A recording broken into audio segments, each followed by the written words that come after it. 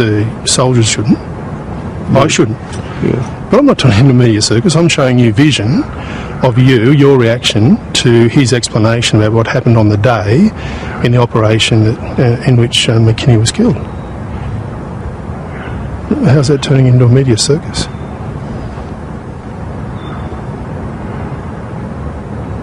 Okay, well, tell me, what's the context? And if it's out of context, what is the context?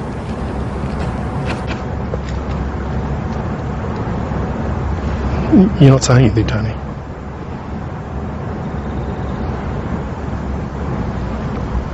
I've given you the response you deserve. Well, what's the context, though? If it's not... I've listened to all the tapes. There's 3 camera angles of that discussion. Are you saying it's not about McKinney, about that operation?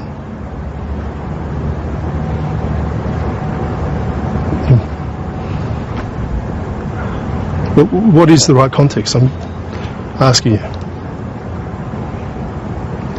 Can I ask you how it's been taken out of context? No.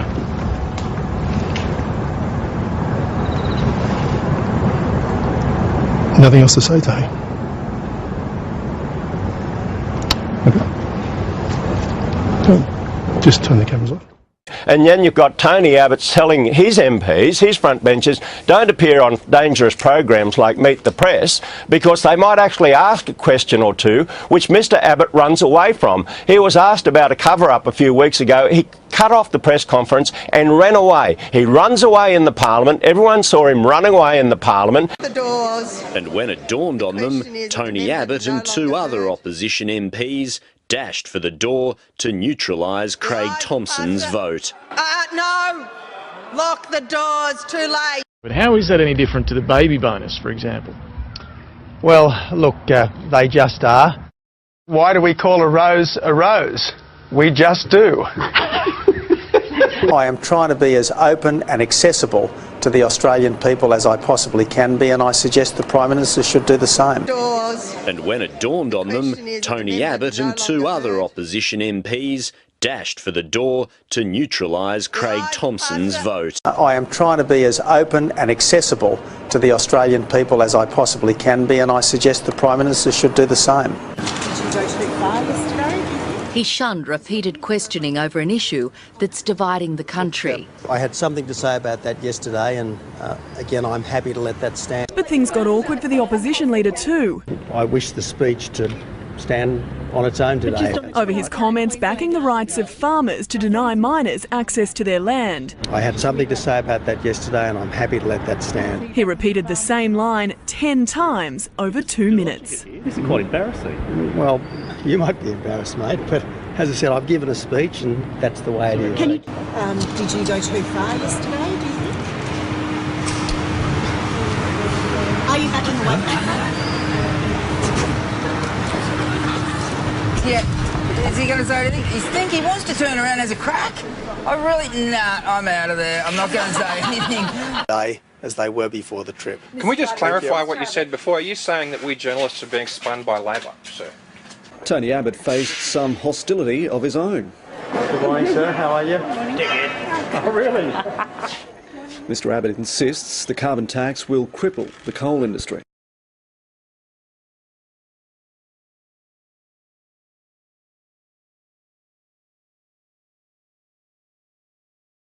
You can open the batting. One of the things the Labour Party did not do during the campaign was to highlight the extent to which Tony Abbott is capable of changing his mind on important elements of policy. The climate change policy was one of them. If he's changed it once, he can presumably change it again. Indeed, he did tell us that he doesn't always say what he means. The Labour Party didn't capitalise on that too much. I think Tony Abbott would do what he felt he needed to do to get into power or have power, if that's going to be possible. But I would like to see somebody with a deep conviction about where Australia will go and who will have some constance in terms of important policy. And that's not been demonstrated by the current Liberal Too about the current political landscape, because again, quoting John Howard last night on Four Corners on the profile on Tony Abbott, he said that Tony Abbott, the arrival of Tony Abbott to the Liberal leadership has altered the political landscape. Has Tony Abbott done that in your view? Oh, well, what he did, he's consolidated the right wing. That's what he's done. All the nutters are behind him. But will he get the middle ground? I don't think so. I mean, look at the stuff on the economy. I mean, it's shocking, really. I mean, you've got, you know, Jockey Peterson Jr. running around. What's his name? The senator from Queensland. I think you're talking about Senator Joyce. Joyce, yeah. He's running around making economic pronouncements which, you know, are foolish in the extreme. Imagine this mob. Like, you wouldn't trust this mob with a jam jar full of 5-cent bits.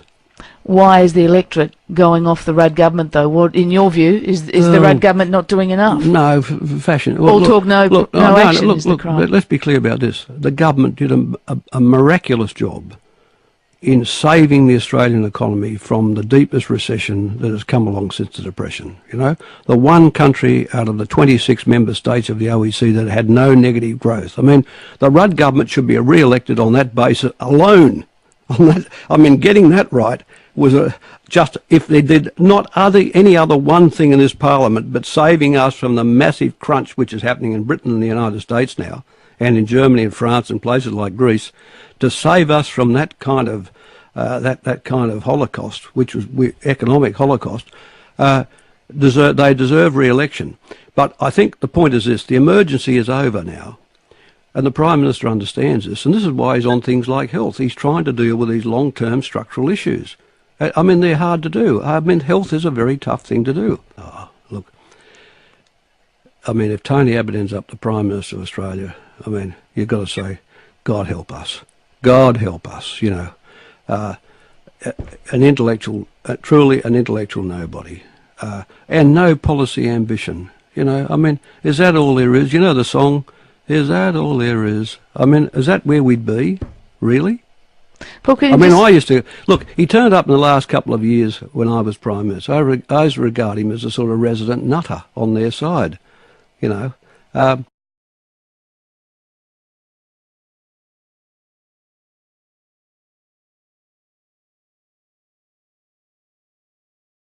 We won Lindsay back in 1996, which was a bit of a miracle year for the coalition. We held it through until 2007.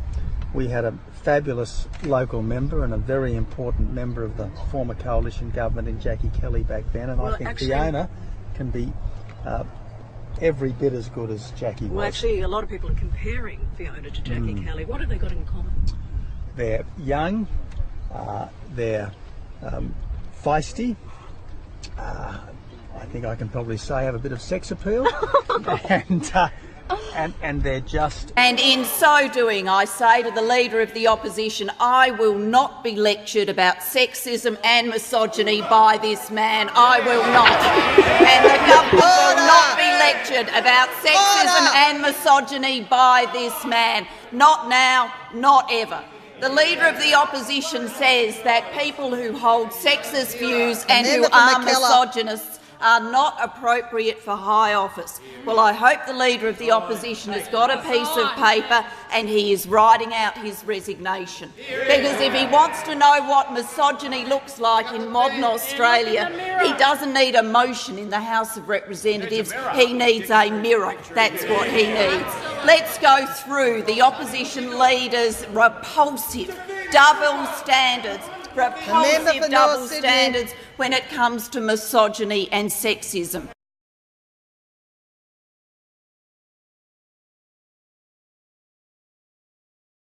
But how is that any different to the baby bonus, for example?